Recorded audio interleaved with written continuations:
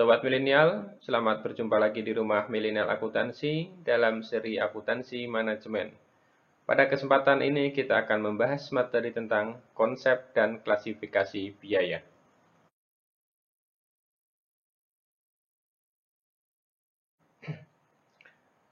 Beban dan biaya tentunya menjadi kata yang sudah tidak asing lagi bagi kita, karena kedua kata ini sudah sering kita dengar ketika kita belajar akuntansi tingkat dasar. Apakah beban dan biaya itu sama?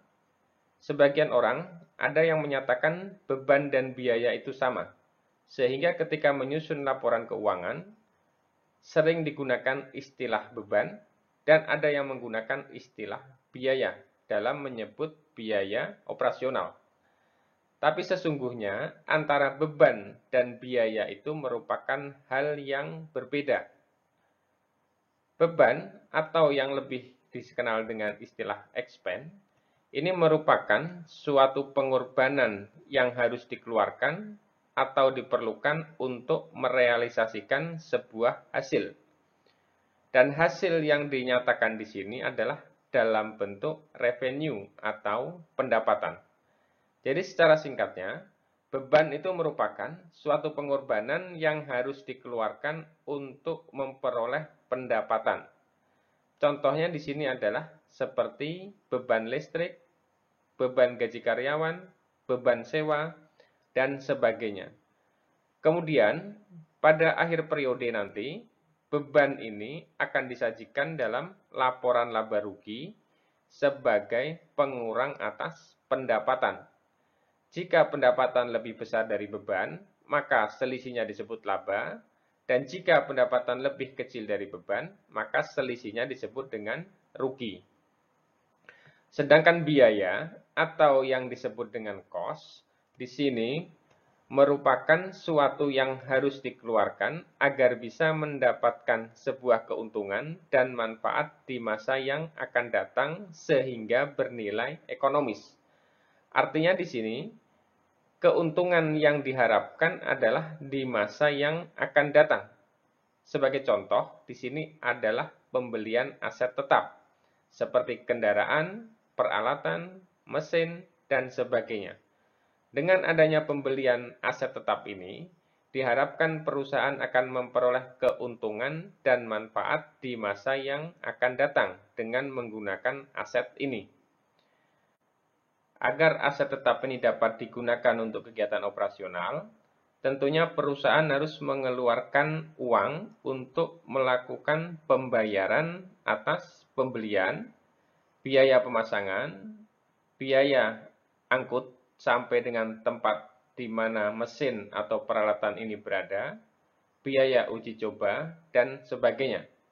Jadi atas pengeluaran-pengeluaran inilah yang disebut dengan biaya atau cost, yang nantinya akan menjadi harga perolehan dari aset tetap yang dibeli ini.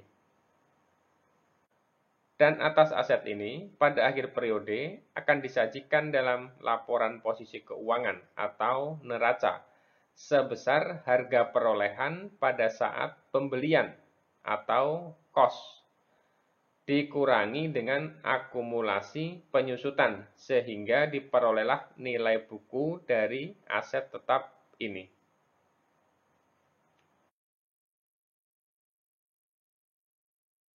Sekarang kita lihat perbedaan antara biaya atau cost dengan beban atau expense.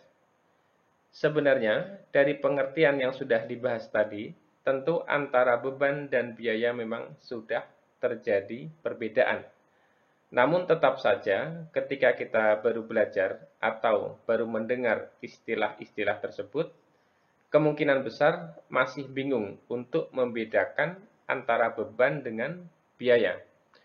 Untuk lebih jelasnya, sekarang kita akan membedakan apa itu biaya atau cost dan apa itu beban atau expense. Di yang pertama, kita lihat secara umum. Jika biaya atau cost, ini manfaatnya akan dirasakan untuk masa yang akan datang. Sedangkan untuk beban atau expense, ini tujuannya adalah untuk merealisasikan hasil atau pendapatan. Kemudian dalam pelaporan keuangan, kalau biaya atau cost, nanti akan disajikan dalam laporan posisi keuangan atau neraca. Sedangkan untuk beban atau expense akan disajikan dalam laporan laba rugi. Kemudian dilihat dari periode akuntansi, untuk biaya atau cost memiliki masa lebih dari satu periode, atau boleh dibilang jangka panjang. Sedangkan untuk beban atau expense, di sini manfaatnya kurang dari satu periode. Jadi sekali bayar langsung habis masanya ya. Kemudian dilihat dari nilai, kalau biaya atau cost itu relatif besar pengeluarannya, makanya sering disebut dengan pengeluaran modal. Kemudian kalau beban atau expense, pengeluarannya relatif kecil. Kemudian dari segi manfaat, untuk biaya atau cost, tujuannya adalah untuk sumber daya, sedangkan untuk beban atau expense, tujuannya adalah untuk memperoleh pendapatan.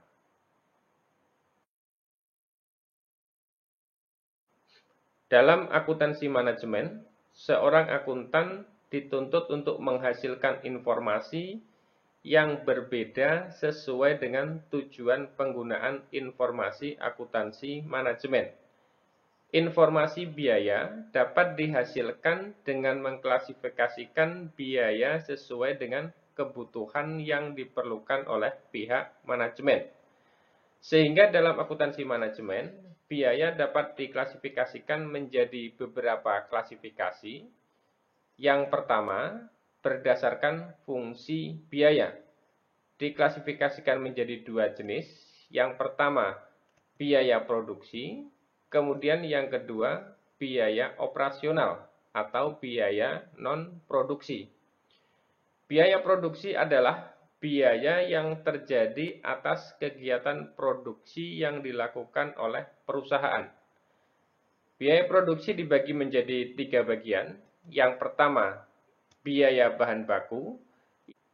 Biaya bahan baku adalah nilai bahan baku yang digunakan dalam proses produksi untuk diubah menjadi produk jadi. Apabila bahan mudah ditelusur ke produk atau nilainya signifikan, maka bahan tersebut dapat dikategorikan sebagai bahan baku. Sebagai contoh, bahan baku adalah kayu untuk membuat meja atau lemari, kemudian baja untuk membuat mobil. Karena kedua barang ini sangat jelas dan mudah ditelusuri atau memiliki nilai yang signifikan terhadap produk yang dihasilkan. Kemudian yang kedua, di sini ada biaya tenaga kerja langsung. Ini merupakan biaya yang dibayarkan untuk tenaga kerja yang terlibat langsung dalam mengerjakan produk. Contohnya adalah tenaga buruh. Kemudian yang ketiga, biaya overhead pabrik. Di mana biaya overhead pabrik di sini adalah semua biaya produksi selain biaya bahan baku dan tenaga kerja langsung. Contoh dari biaya overhead pabrik adalah gaji manajer pabrik, depresiasi peralatan pabrik, depresiasi gedung pabrik, asuransi pabrik, dan sebagainya. Kemudian yang kedua, untuk biaya operasional, itu dapat dibedakan menjadi dua bagian. Yang pertama, biaya pemasaran. Ini merupakan biaya yang berhubungan dengan pemasaran produk. Seperti gaji bagian penjualan, bonus bagian penjualan, biaya iklan, biaya promosi, dan sebagainya. Kemudian yang kedua, di sini ada biaya administrasi dan umum, yaitu biaya yang dikeluarkan untuk kegiatan administrasi umum perusahaan guna menunjang operasional perusahaan, seperti gaji manajer, gaji direktur, pemakaian perlengkapan, dan sebagainya.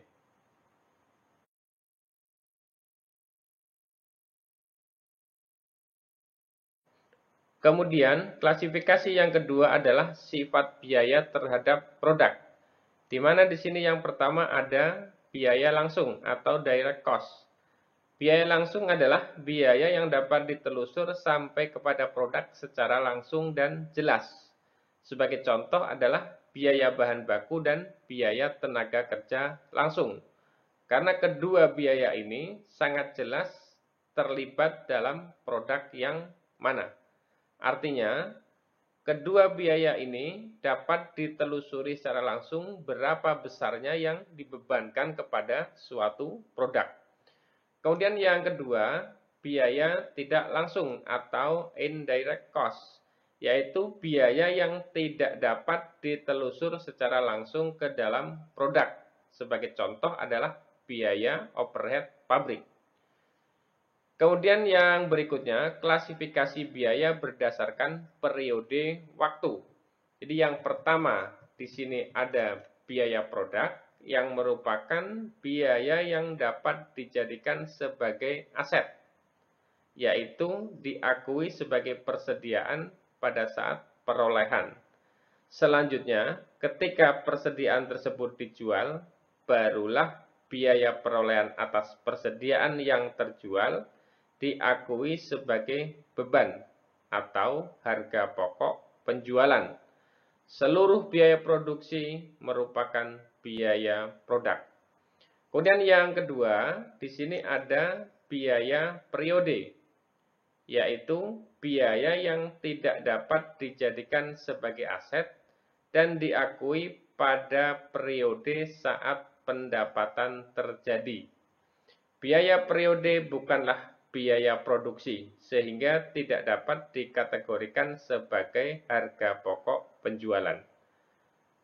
Sebagai contoh adalah beban penjualan dan beban administrasi umum.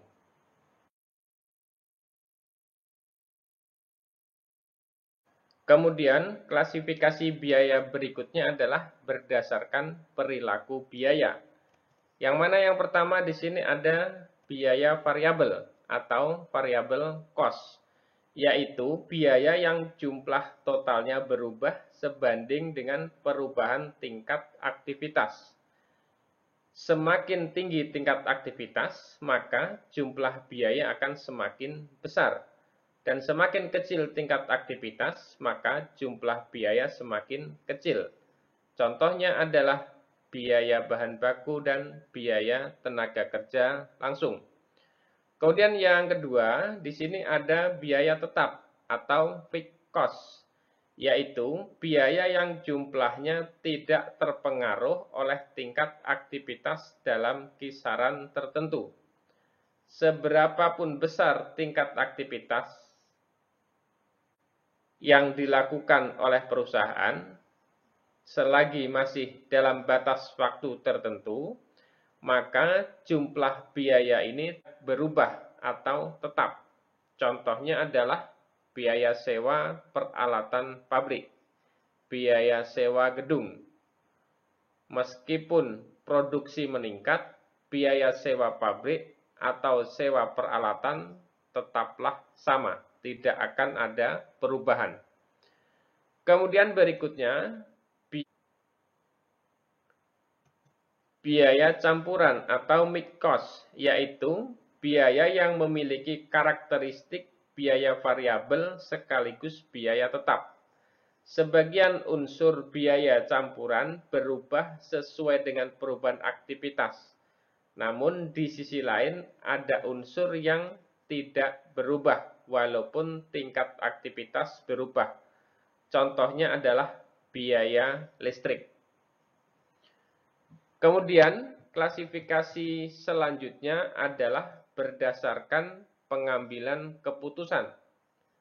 Yang pertama, ada namanya biaya diferensial atau differential cost, yaitu biaya yang berbeda antar alternatif keputusan.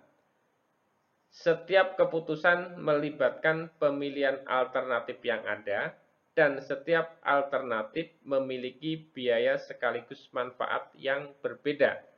Sehingga ketika diambil satu keputusan, maka jumlah biaya yang dikeluarkan juga akan berbeda. Kemudian yang kedua, di sini ada biaya terbenam atau sunk cost, yaitu biaya yang sudah terjadi dan keputusan masa depan tidak lagi dapat merubah biaya tersebut.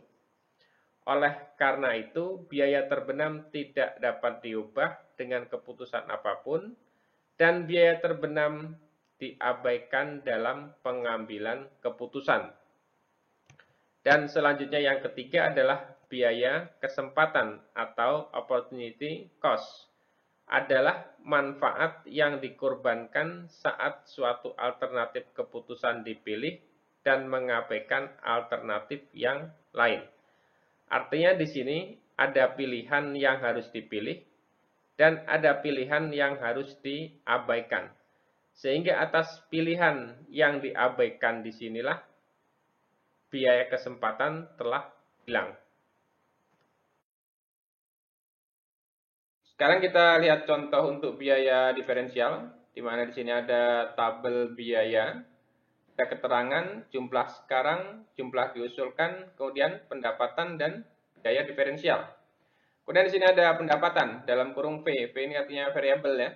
Jadi jumlah pendapatan sekarang 350.000, jumlah yang diusulkan 400.000 dan selisihnya di sini 50.000. Kemudian ini ada HPP dan seterusnya sampai dengan jumlah biaya.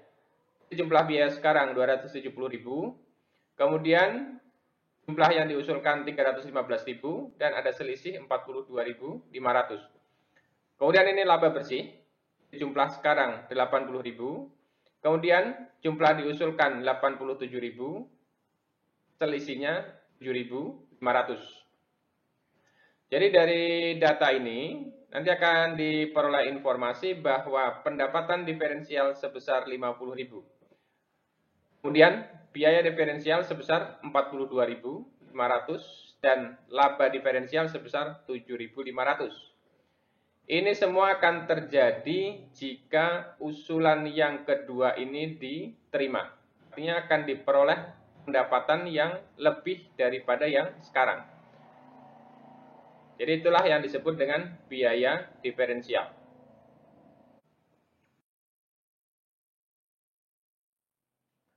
Kemudian yang kedua di sini contoh biaya terbenam atau sunk cost.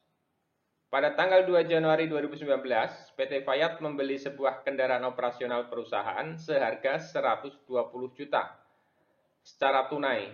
Kendaraan disusutkan dengan metode garis lurus dengan umur ekonomis 5 tahun dan nilai sisa sebesar 20 juta.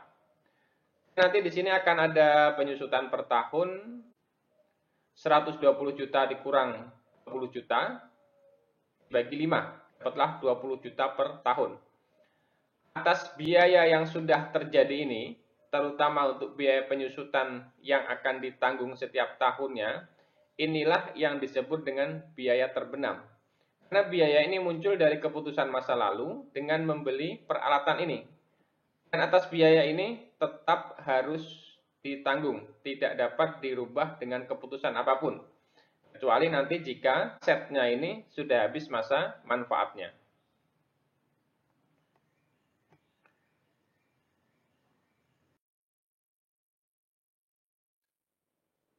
Kemudian ini contoh biaya kesempatan.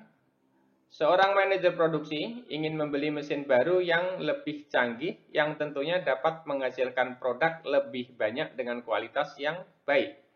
Jika produksi menggunakan mesin lama, akan memberikan hasil sebesar 3 juta. Sedangkan dengan menggunakan mesin baru, dapat memberikan hasil sebesar 5 juta. Dengan adanya pembelian mesin baru ini, perusahaan akan memperoleh selisih pendapatan sebesar 2 juta. Yaitu 5 juta dikurang dengan 3 juta.